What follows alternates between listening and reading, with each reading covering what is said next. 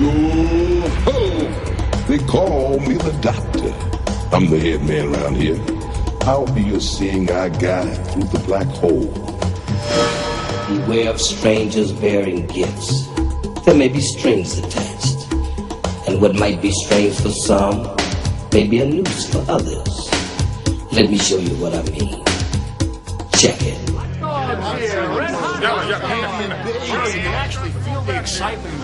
Bernie, some of these people have been out here since 2 o'clock this morning, though the aliens aren't scheduled to arrive before noon. But as you can see, the crowd is getting pretty excited as America prepares for its first encounter with space since NASA went bankrupt back in 1998. It's quite a circus. Thank you, Stryker. Of course, we will go back to Plymouth Rock the moment the aliens are sighted. In other news, the Environmental Protection Agency has added Hartford, Connecticut to its list of cities to be evacuated by year's end. Carcinogen levels there have topped those found in Baltimore last year. The gap between black salaries and white widened. Wait, something's now happening at Plymouth Rock. Stryker. Well, as you can hear, Bernie, there's definitely something going on now. We can't see anything yet, but this humming is definitely growing louder. You know, ever since the alien signal was first received some 3 months ago, speculation has run rampant as to their appearance, the size and shape of their craft. Oh my God!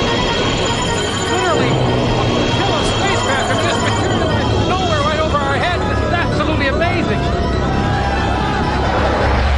And this is literally an unbelievable sight. You know, as I look to my left, I see Vice President D'Amato and Secretary of State Buchanan approaching the microphone.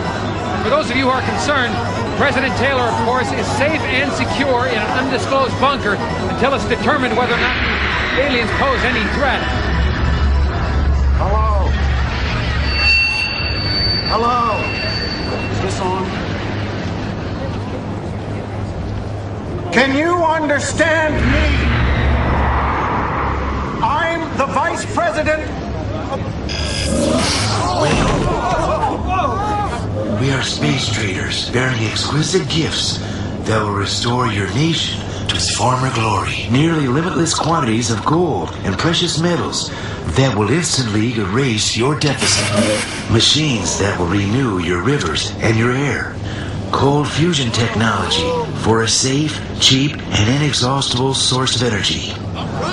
All we ask in return is the delivery to our vessels 5 days from now. Every child, woman, and man in your nation with at least 2,500 milligrams of melanin in their skin per square centimeter. What the hell is melanin? Put more simply, in trade for solving all your most pressing domestic catastrophes, we are asking for every person in your country that you would classify as black.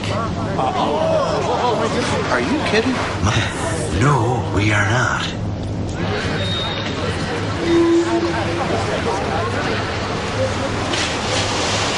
What are you going to do with them? Well, that does not concern you. We give you 5 days to decide, and the offer is non-negotiable. We will not try to coerce you in any way. Yet, I hope we can do some business together.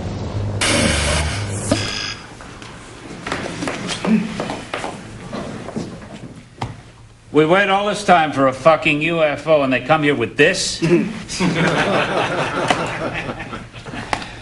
It's all bullshit, right? Maybe. Maybe this day's going to go down in history. An end to poverty, end to pollution, cheap, unlimited energy for every American. Sounds like a hell of a re-election platform. Sam, I have to go on record as saying this is crazy. But what? Well, welfare rolls would be cut 40%. Food stamps, Medicare, drug abuse programs slashed. May I add something, Mr. President? You know, if I could guarantee the prosperity of this great country by giving life or taking off of those space traders, I'd do so without a moment's hesitation. You know, the Secretary's courage is not unlike that American men and women have exhibited when called to military service. Well, some go more willingly than others, but almost all go with the knowledge that they might never come back. I don't believe what I'm hearing. Doesn't anybody see a downside to this? You know, Casper's absolutely right. The guilt that many whites would feel for sending the blacks away could take a severe psychological toll, with medical costs possibly reaching astronomical levels. This is madness. Our military services would be decimated, depleted of 30% of our manpower. But with unlimited energy, think of the weapons you could create. Mr. President, Sam, you were elected by the slimmest of margins. Your African-American vote was key. I don't expect them to be thrilled, but how can I put this delicately? Their future electoral clout is going to be severely limited. And Casper, let's be honest. Do you really think the aliens will treat them worse than we have? No, the real issue here is spin control. The decision has to be the will of the people and not the administration policy. How about a national referendum? Have MCI fire up a couple of those yes and no 900 numbers. I'll be damned. We're on to something here. Professor Golightly, you look like you want to say something. Gentlemen. Gentlemen.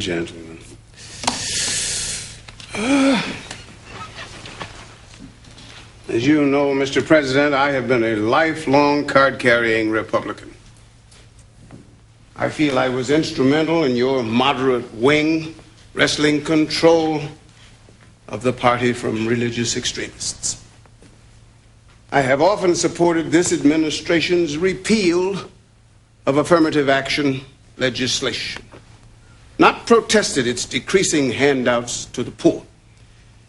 And in helping you undermine these policies, I realized that your reasons for doing so differed from mine. And yet I was always a good soldier for the party. I sincerely believed, and still believe, that black people need to learn how to stand on their own 2 feet without the crutches of governmental legislation. But I'm afraid I must protest in the strongest terms possible what I've heard in this room today. What is being proposed cannot be passed off euphemistically as selective service. At its best, it is group banishment. At its worst, it is utter and complete extermination. Oh, Professor, that's ridiculous. Wait. Did I miss something? Who said anything about exterminate? Look, the space traders seem perfectly nice and civil. Their planet might be one great big Club Med for all we know. Sam, we do not even know if these creatures can deliver on their end. You and I play poker together. What if they're as good at bluffing as you are? Now you're whistling Dixie. I'd look like a damn idiot if the aliens took off and left me nothing but a big bag of tortilla chips.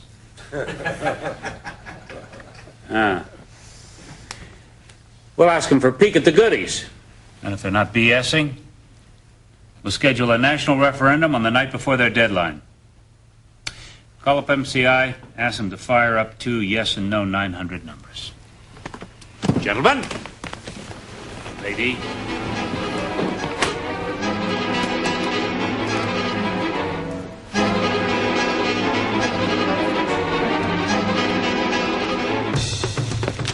Yes, talk to me. Well, first of all,